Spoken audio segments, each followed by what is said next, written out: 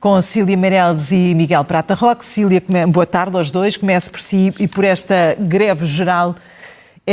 Tem justificação? É o favor ao PS e ao PCP de que fala o Primeiro-Ministro? Bom, boa tarde. Antes de mais, eu acho que não. Acho, francamente, não tem justificação. Eu confesso que quando comecei a ouvir falar em greve geral, parecia que tinha voltado atrás no tempo. Não porque o direito à greve tenha deixado de fazer sentido, pelo contrário, mas porque, quer dizer, vamos lá ver, o que está em causa é uma alteração ao Código de Trabalho. Agora, quem ouvisse alguma retórica que eu ouvi, parecia o quê? Que o despedimento ia ser completamente desregulamentado, que ia passar a deixar de ser proibido o despedimento sem justa causa, que o direito à greve ia deixar de existir, que ia acabar o horário de trabalho. Nós estamos a falar de alterações que, apesar de tudo, e me parecer que vão no bom sentido, são alterações muito de pormenor. Nós não estamos a falar não estamos a falar em revogar o Código de Trabalho e substituí-lo por outro. E, portanto, parece-me, sobretudo nesta fase, parece-me que falar numa greve geral, que é um instrumento muito forte, parece-me completamente sem sentido. Não consigo perceber a lógica de se estar a falar neste momento de greve geral. E há uma coisa que eu acho que vale a pena ser dita, porque quem ouvisse hoje o discurso parecia que a concertação social já estava posta de lado e que nós já estávamos perante um documento acabado. Nem a concertação social está posta de lado. Aliás, ouvimos vários parceiros hoje dizerem nós estamos em negociações e, portanto, eu sempre defendi a concertação social. Acho que é importante que se chegue a algumas conclusões lá e, por outro lado, nós estamos perante um governo de maioria relativa. Portanto, apresentou uma proposta ao Parlamento, mas aquilo que sair do Parlamento tem necessariamente que ter outros apoios para além do governo. E, obviamente, que será mais consensual do que aquilo que entrou, por razões óbvias, porque se não for mais consensual não é aprovado. E, portanto, eu acho que vir agora, neste momento, falar de uma greve geral, eu só posso compreender isto como um movimento negocial de querer mostrar muita força e, no fundo, de querer que não aconteça nada. E eu acho, sobretudo, que sobre os movimentos mais ligados ao trabalho, e até mesmo os sindicatos, têm que se atualizar um bocadinho, porque muitas das preocupações que eu os vejo terem não são as preocupações das novas gerações, nem as preocupações reais de quem está a entrar no mundo do trabalho ou quem está há pouco tempo no mundo do trabalho. Vamos ouvir o Miguel e depois falar dessa questão da pressão dos sindicatos, se ainda é real e se funciona. Miguel, são alterações de pormenor? Teresa, eu acho que não são as alterações que o país... O pormenor é meu, a Cecília não disse isso. Pronto, são profundas... Mas eu admito aqui, para bem da discussão, eu gostava de dizer, se dependesse de mim, eu ia muito mais longe. Portanto, já que os sindicatos dizem o ideal é não fazer nada, eu acho que também é importante que haja quem na sociedade diga eu ia mais longe, eu acho que faria sentido ir mais longe. O que eu acho, sinceramente, é que não são as alterações que se justificavam neste... Já estamos quase a chegar quase à metade do século XXI e continuamos a discutir os mesmos temas. E em 1930, o John Maynard Keynes, que às vezes é apelidado de ser um perigoso intervencionista, mas que na verdade pertence ao Partido Liberal Inglês, escreveu um texto que se chamava Economical Possibilities for Our Grandchildren. E em 1930 ele dizia que com o advento tecnológico, com a industrialização, com o desenvolvimento da ciência, era normal que houvesse uma redução do tempo de trabalho daqueles que exercem, no fundo, essa função de trabalhadores. E eu acho que o que as pessoas sentem hoje em dia é que o progresso tecnológico não alcançou esse objetivo do John Maynard Keynes. Em 1930 ele dizia que em 100 anos era possível pôr as pessoas a trabalhar apenas 15 horas por semana.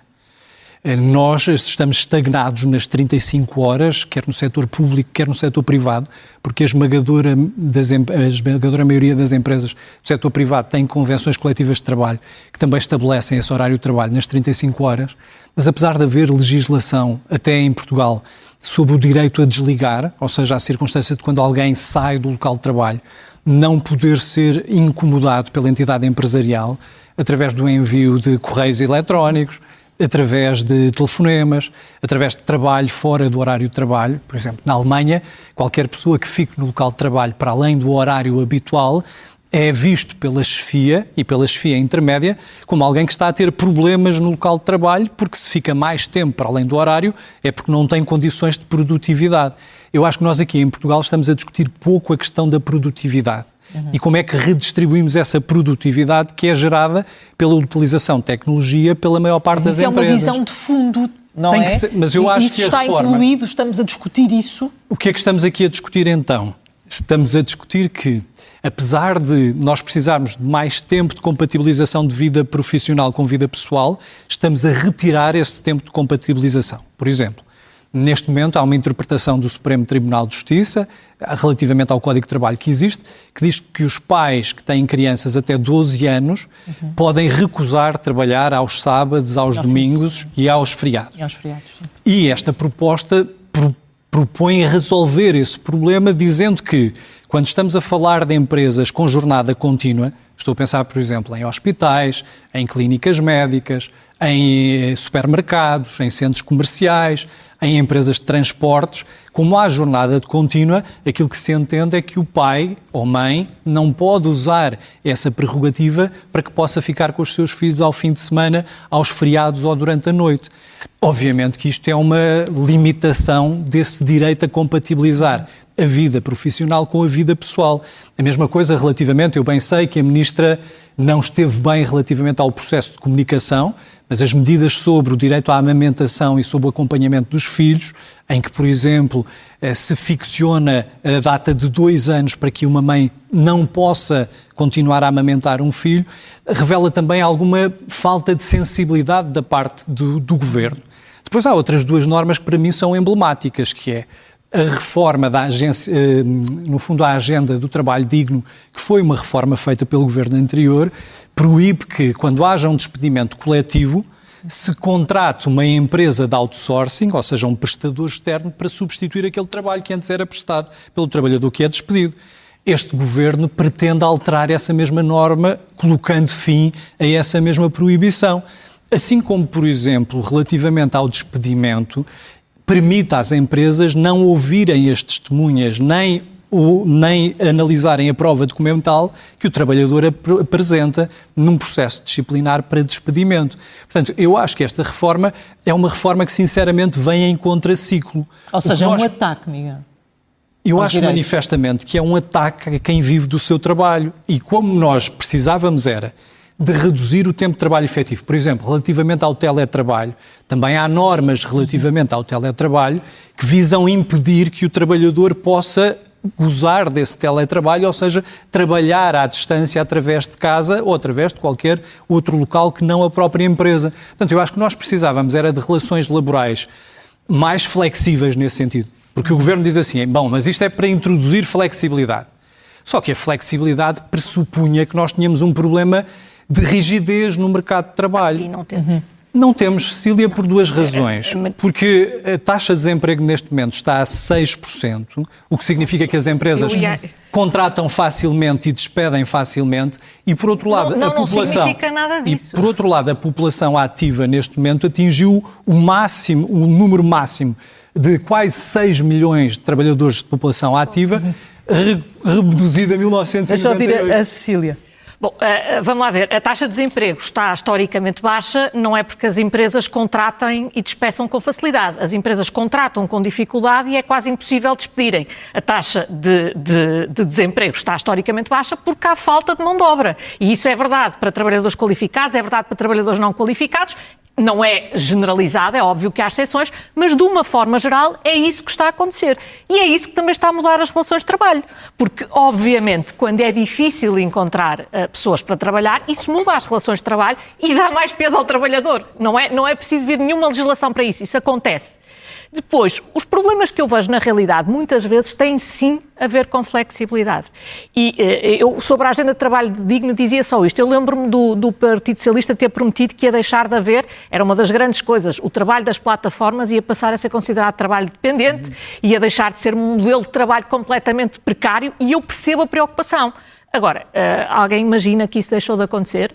E alguém imagina que nós temos modelos de trabalho completamente rígidos e temos ao lado outros modelos que são flexibilizados de uma maneira que até eu acho excessiva? Eu acho que isso continua a acontecer exatamente nos mesmos moldes. Porquê? Porque a agenda do trabalho digno não foi eficaz, de facto, a modificar isso. Mas dizia-lhe eu, por exemplo, flexibilidade. O que eu noto na contratação de pessoas é que elas querem flexibilidade no tempo de trabalho, sim, nos horários, mas estão disponíveis para ser flexíveis, ou seja, estão disponíveis para um dia em que têm um compromisso familiar, que têm um motivo, de poderem trabalhar menos horas e depois compensar no outro dia. Têm essa flexibilidade, da mesma maneira num modo de trabalho. O Código de Trabalho parte, por exemplo, do pressuposto que o teletrabalho que deve ser compensado pela entidade trabalhadora e que é no interesse da entidade trabalhadora e que o trabalhador não quer. Ora, aquilo que se percebe falando com as pessoas é que muitas vezes a maior parte dos trabalhadores aprecia esse modelo, sobretudo quando conjugado com outros modelos, porque permite exatamente esta flexibilidade no acompanhamento da vida familiar e na vida pessoal, que é muito diferente. E, portanto, esta ideia de tensão e de ataque é uma ideia que existe, obviamente que haverá alguns sítios em que existe, mas que eu acho que é pouco adequada aos tempos atuais.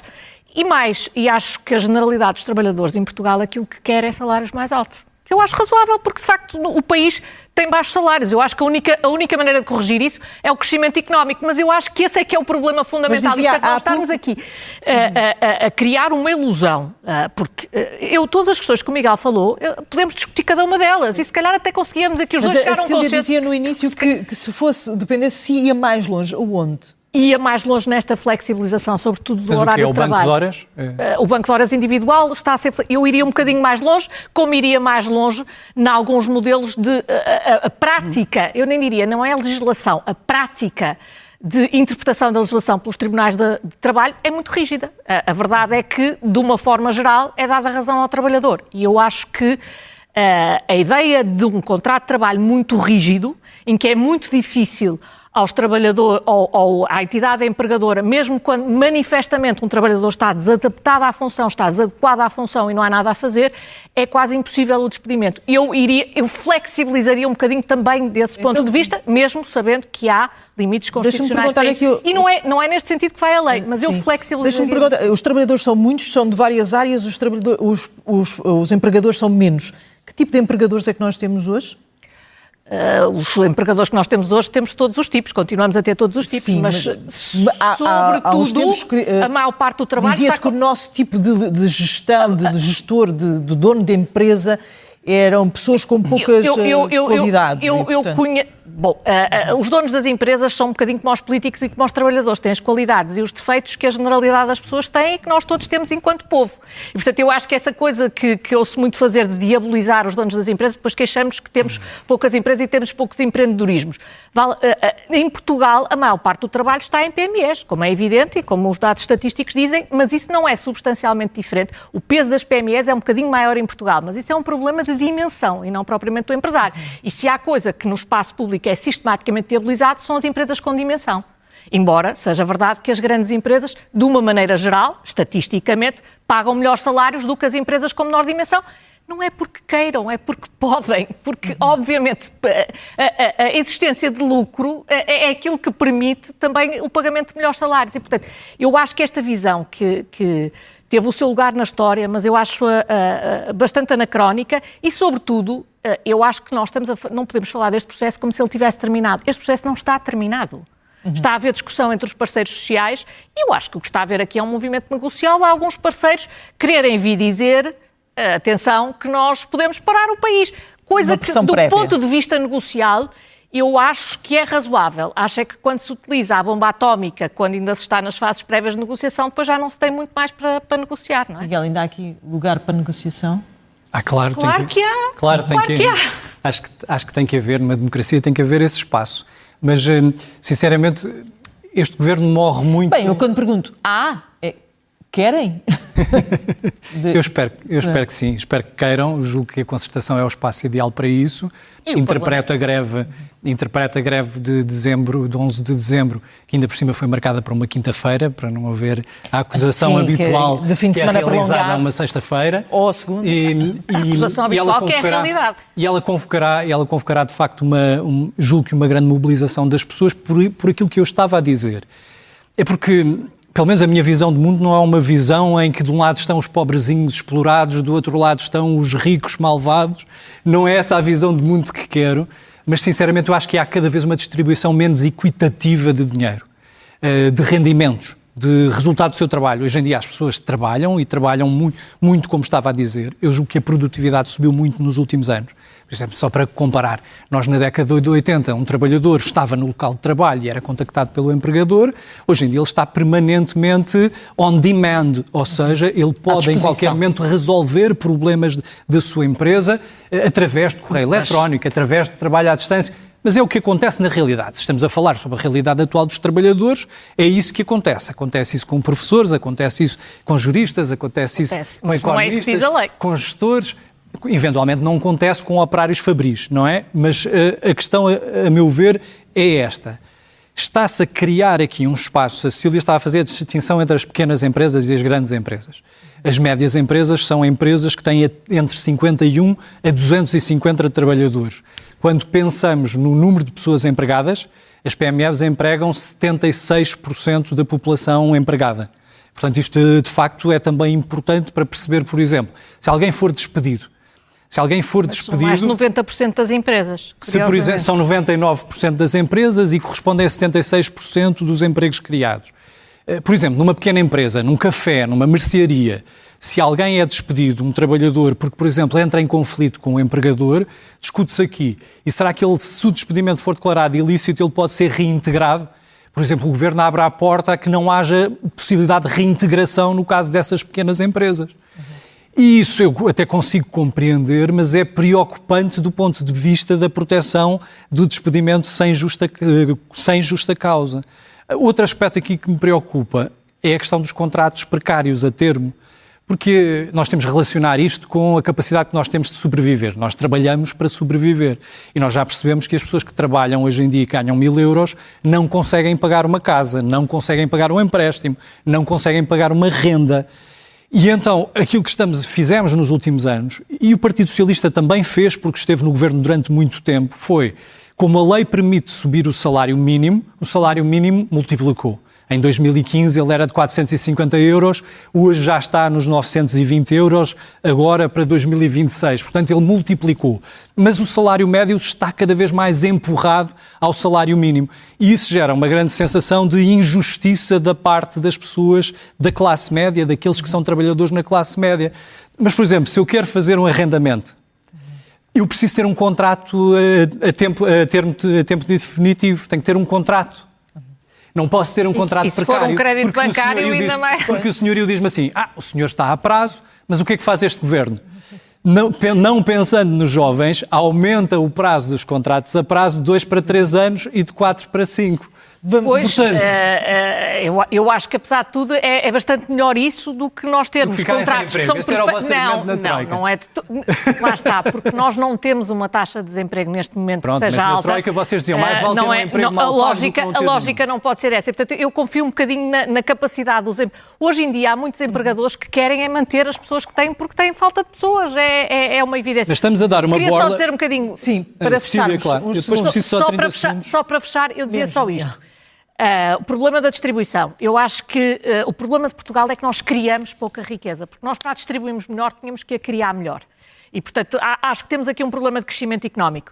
O problema da distribuição equitativa tem sobretudo a ver com o facto de haver mega empresas mundiais e é isso que está a gerar um grande desequilíbrio no rendimento. Não tem pegando no que a Cecília estava a dizer, o problema é que este governo cria uma nova cláusula para contratos a prazo para as empresas que têm mais de 250 trabalhadores. Diz assim, se a Google vier para Portugal e abrir aqui uma nova sucursal, ela durante 2 anos pode ter contratos a prazo. Essa é a diferença entre nós. Essa é a diferença entre nós. É que eu acredito que a Meta não precisam dessa. Eu acredito que em Portugal possam um dia ter empresas tão grandes como a Google e como a Meta. Essa é que é a diferença entre a nossa ambição. E temos cá a força do Partido Socialista. Muito obrigada aos dois. Muito obrigada aos dois. Regressamos para a semana. Infelizmente não tem. Seguimos para mais um intervalo. Até já.